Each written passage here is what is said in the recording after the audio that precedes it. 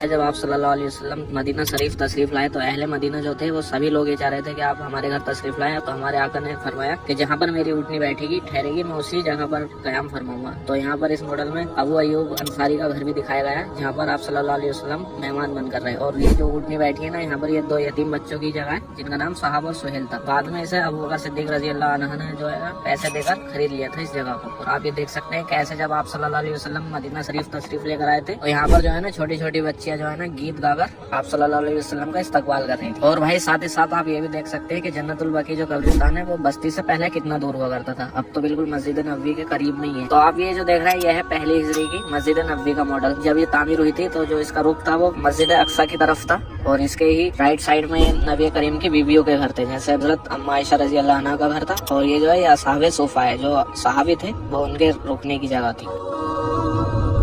फिर इसके बाद आता है दूसरी हिजरी का मॉडल। मस्जिद के अंदर जो है ना हमारा किबले का रुख चेंज हो गया, 180 डिग्री हमारा किबला शरीफ घूम चुका है, मस्जिद अक्सा से काबा शरीफ की तरफ हो चुका है। और साथ ही साथ इसकी छत पर मिट्टी भी डल चुकी है और ये असाबे सोफा जो है वो पीछे की तरफ चला गया है। ये वाला मॉडल आता है 7th हिजरी का। इस दौरान जो है ना मस्जिद को मजीद बड़ा किया गया क्योंकि जंग खैबर फतह होने के बाद भी मुसलमानों की तादाद बढ़ने लगी थी। और आप यहाँ पर देख सकते हैं हुजरों में भी इजाफा हुआ है क्योंकि यहाँ पर हजरत माँ फातिमा रजी अल्लाह अन्हा का भी हुजरा इन्हीं के साथ बन गया था। तो ये वाला मॉडल है हजरत अबू बकर सिद्दीक रजी अल्लाह अन्हा की खिलाफत के दौर का। इन्होंने मस्जिद में तब्दीली नहीं की, बस इसकी जो छत थी उसको पक्का किया, खजूर के पत्तों से हटाकर पक्की छतें की। इसके बाद हजरत उमर फारूक आजम जब खलीफा बने उनके दौर में मस्जिद को जो है ना असाबे सुबह को खत्म कर दिया गया मस्जिद के अंदर से। फिर उसके बाद उस्मान गनी रजी अल्लाह अन्हु की खिलाफत आई और उन्होंने इस मस्जिद के जो है ना तीनों साइडों को मजबूत किया और साथ ही साथ इसकी छत को जो है लकड़ी से भी तामीर करवाया। तो यानी कि जो मस्जिद मजबूत हुई थी वो हजरत उस्मान गनी रजी अल्लाह अन्हु के दौर में हुई थी। इसके बाद 88 हिजरी में मस्जिद के अंदर पहली मरतबा मीनार तामीर कराए गए बनु उमैया के दौर में। और इसी दौरान रोज़ा रसूल भी मस्जिद के अंदर आ चुका था, मगर कोई गुम्बद वगैरह नहीं बनाया था, बस केवल ये जो निशानी के तौर पर आप देख रहे हैं इस तरीके से यहाँ पर निशान छोड़ दिया था। फिर इसके बाद जो है अब्बासी जमाना शुरू हो गया लगभग 165 हिजरी में और इसके अंदर मस्जिद 2 मीनार और बढ़ाए गए और साथ ही साथ बीच में जो है वजू खाने के लिए इस तरीके से गुम्बद बनाया गया। फिर भाई आता है इसके बाद ममलूक का जमाना जो कि सल्तनत थी मिस्र की। तो इन्होंने जो है ना पहली बार मस्जिद नबवी के अंदर रोजा एक तामीर करवाया और साथ ही साथ ये छोटे छोटे गुम्बद बनाए जिससे जो है इकोसिस्टम जो है वो काम करने लगे, यानी कि आदमी ज्यादा हो गए थे, आवाज गूंजने लगे। फिर इसके बाद आती है भाई उस्मानिया सल्तनत। उस्मानिया सल्तनत ने मस्जिद को बड़ा किया और साथ ही साथ इस रोजे का जो कलर था वो ग्रीन कर दिया गया और साथ ही साथ इसमें जो है लाइटिंग के मामले में काम किया गया। उस्मानिया सल्तनत खत्म होने के बाद फिर आई मस्जिद सऊदी हुकूमत के अंडर में और किंग अब्दुल अजीज ने इस मस्जिद में एक मीनार खत्म कर दिया था और थोड़ा मस्जिद को बड़ा किया था और 2 हिस्सों में डिवाइड किया था। तो ये है किंग अब्दुल फहद के जमाने की मस्जिद। और जो अब्दुल अजीज के जमाने की मस्जिद थी उसमें कुछ ज्यादा तब्दीली नहीं की गई है, जो 2 हिस्से थे इनमें छतरी लगा दी गई है और मस्जिद को मजीद बड़ा कर दिया गया है। तो दोस्तों आप ये वाले जो 2 बर्तन देख रहे हैं ये बड़े वाले बर्तन से आप सल्लल्लाहु अलैहि वसल्लम इतने ही पानी से गुस्ल किया करते थे और इस छोटे वाले बर्तन से वजू किया करते थे माशाअल्लाह। तो दोस्तों इसके बाद अब आपको दिखाने लेकर चलते हैं आपको मॉडल जो आप जियारत करने जाते हैं तो जालियों के पीछे से आप क्या देखते हैं और कहाँ पर आप सल्लल्लाहु अलैहि वसल्लम आराम फरमा रहे हैं रोज़ा रसूल के अंदर, तो वो सब आपको दिखाने लेकर चलते हैं। तो दोस्तों आप ये जो देख रहे हैं ये आप सल्लल्लाहु अलैहि वसल्लम का घर था और माँ आयशा रजी अल्लाह अन्हा का कमरा ये था और ये जो है ये हुजरा है। हुजरा एक अरबी शब्द है और इसको उर्दू में बरामदा कहते हैं। अब ये राइट साइड में जो देख रहे हैं ना ये आप सल्लल्लाहु अलैहि वसल्लम की दूसरी बीवी का घर था और लेफ्ट साइड में जो है हजरत बीवी फातिमा रजी अल्लाह अन्हा का घर था।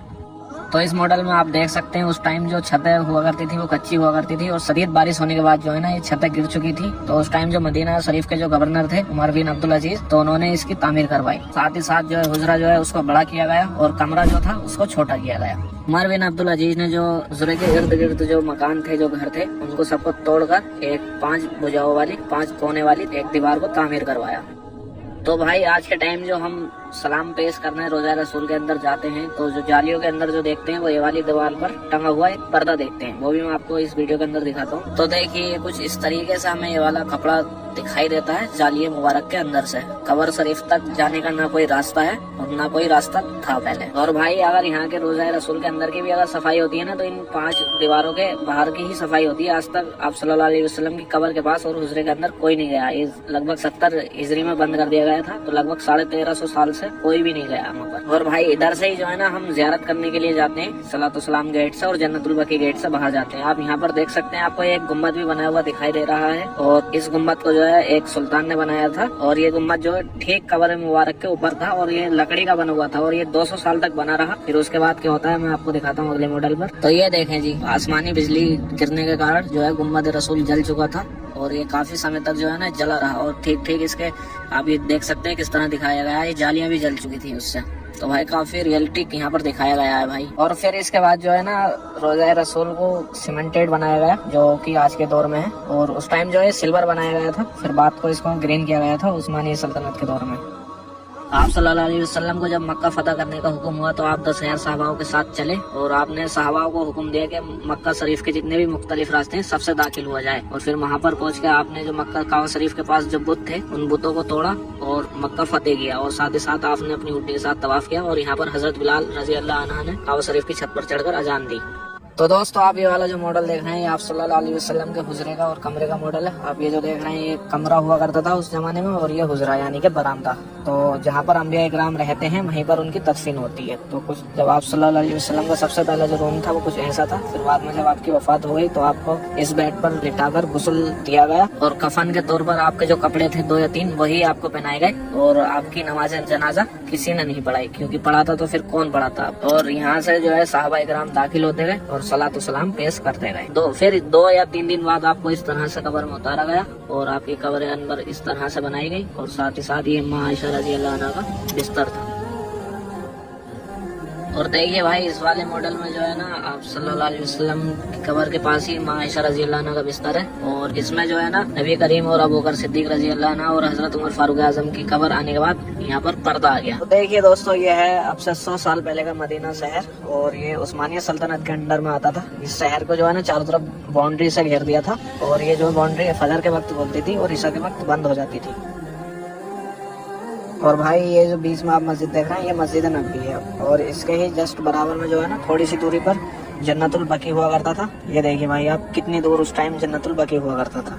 और शहर से बाहर जो है ना आपको जैसे इधर की साइड आओगे तो आपको मिलेगा तुर्की का रेलवे स्टेशन, और यहाँ पर एक मस्जिद भी है जो तुर्की हुकूमत ने बनवाई थी। तो भाई ये है कुछ जन्नतुल बकी में दफन होने का प्रोसेस, यानी कि जो उस टाइम दफनाया करते थे कुछ इस तरीके से यहाँ पर दफनाया करते थे। सबसे पहले यहाँ पर कब्र खोदी गई और यहाँ पर मैयत को रखा गया, फिर उसके बाद जो है ना यहाँ पर ईंटों से चिनाई होती थी, दीवार बनाई जाती थी कुछ इस तरीके से रखकर, और ये देखिए ईंटें दिखाई गई हैं इस मॉडल में, और इस तरह से दीवार लगाया करते थे, और फिर उसके बाद यहाँ बाहर मट्टी डाला करते थे। तो कुछ इस तरीके का प्रोसेस होता था उस टाइम।